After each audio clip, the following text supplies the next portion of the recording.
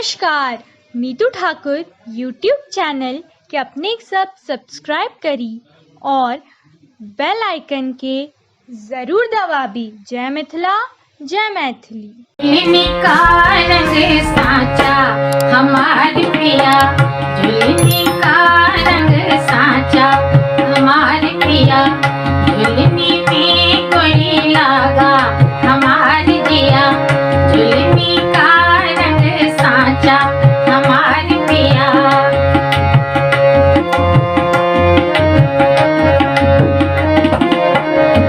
कौन सोनरवा बनावे रे झुलनिया, कौन सोनरवा बनावे रे झुलनिया, रंग पड़े नहीं कांचा हमार पिया, रंग पड़े नहीं कांचा